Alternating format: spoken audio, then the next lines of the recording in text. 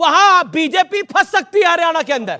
सबका जवाब दे जी। ये बात सही है कि भाजपा वाले लैपटॉप निकालते, आपकी तरफ बंदूक नहीं निकालते। जंगल राज किसने बनाया? बंदूक निकाल के ये देश की जनता देखती है। सुन लीजिए आप। नहीं अमित जी, ये नहीं हो सकता। अमित जी हर वाक्य में डिस्टर्ब नहीं, हर वाक्य में डिस्टर्ब नहीं हो सकता। हर वाक्य में डिस्टर्ब, अमित जी हर वाक्य में डिस्टर्ब नहीं हो सकता।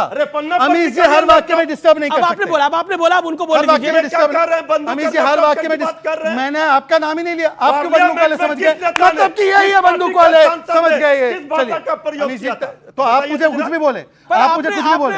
आपने इशारा करा बंदूक, इन्होंने बंदूक कहाँ निकाली? मैं बताता हूँ, ये बंदूक लेके कहाँ चल रहे हैं?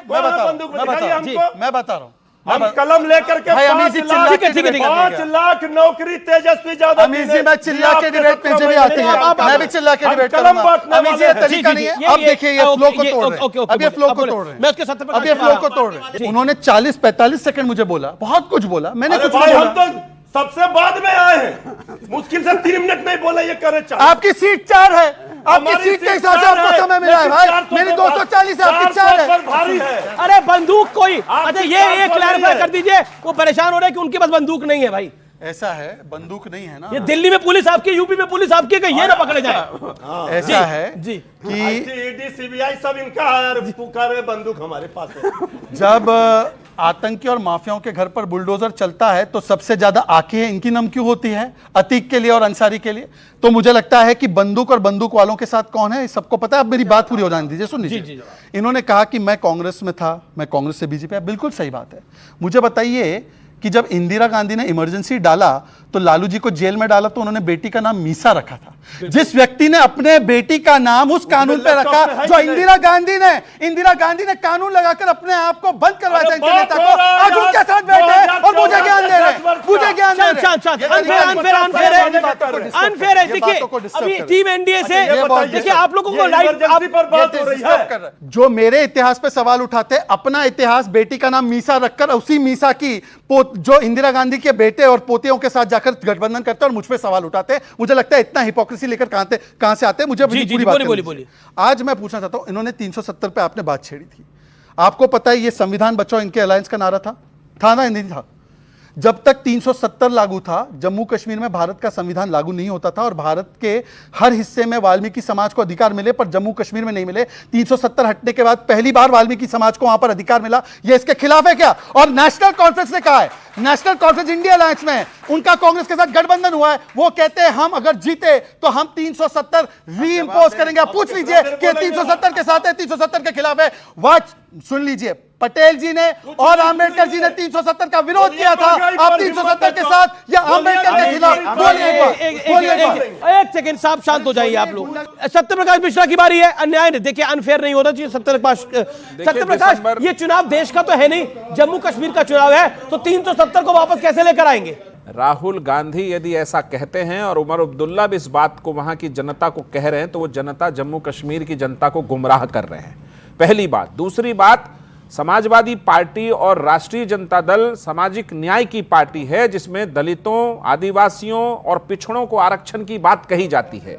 तो 370 हटने के बाद जम्मू कश्मीर में, देश में इन 3 पिछड़ी जातियों को आरक्षण का लाभ मिलना शुरू हुआ, तो इनको अपना स्टैंड 370 पे क्लियर करना होगा। संविधान सभा ने रिव्यू संविधान की जो पीठ थी सुप्रीम कोर्ट की, उसने कहा कि संविधान सभा ने भी इसको टेम्पोररी रखा था और जम्मू कश्मीर कोई सोवरेन संप्रभु राष्ट्र नहीं था, तो ये टेम्पोररी प्रोविजन समाप्त माना जाता है। इस राष्ट्र ने उसको स्वीकार किया। हमें इस बात को स्वीकार करना चाहिए कि जम्मू कश्मीर की जनता तो ये बोल क्यों रहे हैं? के लिए, विकास के लिए और उनकी भलाई के लिए इस बात को राहुल गांधी जी को समझना चाहिए कि ईगो पे लेके बैठे हैं वो, कि 370 अगर नेहरू जी ने लगाया तो उनके खानदान में सब लोग उसको चलाएंगे। राहुल गांधी और उमर अब्दुल्ला जी भारत जोड़ो यात्रा में बर्फ खेल रहे थे, तो उसमें थोड़ा 370 भी उन्होंने राम नाम का माला जपा नहीं, 370 का जपते रहते हैं। मेरा मानना है कि जनता को गुमराह मत करिए। मैं अनुराग भदौरिया जी की बात से सहमत हूं कि बेरोजगारी की बात हो जम्मू कश्मीर की जनता के बीच, महंगाई की बात हो जम्मू कश्मीर की जनता के बीच, ये 370 का झुंझुना जाकर के वहां नहीं बजाइए और इस पर बोलिए। ओके, जब चुनाव ये देश का नहीं है, जम्मू कश्मीर का चुनाव है, तो 370 लगाने का वादा क्यों कर रहे हैं वहां पर उमर झूठा अब्दुल्ला, वादा? इंडिया अलायंस के लोग? देखिए भारतीय जनता पार्टी के साथ एक बड़ी समस्या है। नहीं, आप मेरे अब मैं प्रश्न का जवाब उसी का जवाब दे रहा जी, जी, हूं। जी। उनके साथ बड़ी समस्या है। अब वो सत्ता में है, केंद्र में पूरी तरह से सत्ता है। अब सत्ता में रह के जिम्मेदारी किसकी है? केंद्र सरकार की जिम्मेदारी होती है कि जवाबदेही कि क्यों महंगाई ज्यादा है, क्यों महिलाओं पे अत्याचार बढ़ रहा है, क्यों बेरोजगारी ज्यादा है, क्यों किसानों की इनकम नहीं बढ़ रही है, 370 क्यों पे बच्चे, जवाब। हाँ आ रहा हूं उसी पे आ रहा हूं, क्यों बच्चे उसी पे आइए। परेशान है, क्यों बच्चे परेशान है, इस पे ध्यान आपका ना जाए इसलिए आप इधर छठी देखो, बारी बोल रहे हैं इस इधर कार्यक्रम में। देखो क्या हो रहा है, वो देखो समाजवादी पार्टी, वो देखो आरजेडी, वो देखो कांग्रेस। अरे भैया जम्मू तुम सत्ता में हो और आप सत्ता में रह के दूसरों की तरफ उंगली आप उठा रहे और चला के हो। जिसको बदौलिया जी। न्याय करना है, जिसको आपको अधिकार देना है, अधिकार देने वाला व्यक्ति आपका ध्यान डाइवर्ट इधर उधर कर रहा है। चलिए घुमा रहा है आपको। आप ये इधर डाइवर्ट उधर कर मत रहे हैं। करिए, अब जनता को 370 सीधा पे आ रहा हूं। देखिए और 370 पे आ रहा हूं। अरे 370 पे बोलना चाहिए कि नहीं बोलना चाहिए? बोलिए आ रहा हूं। नहीं, ये कैसे आ रहा हूं। हटाएंगे, कैसे? इतने सारे सवाल हुए तो जवाब एक बोलिए, एक करके बोलिए, दूंगा, मुझे समय बोलिए, चाहिए। बोलिए। इन्होंने कहा गायत्री प्रजापति, गायत्री प्रजापति, मैं तो मान गया जेल में, लेकिन उनकी पत्नी समाजवादी पार्टी से जीती है।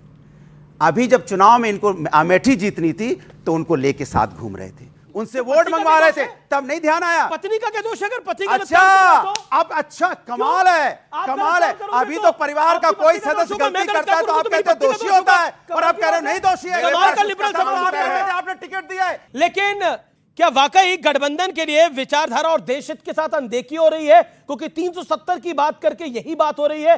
क्या विचारधारा के साथ भी समझौता हो रहा है? उद्धव ठाकरे ने क्या विचारधारा के साथ समझौता करा है? यह भी बहुत बड़ा विषय है इस दौर में।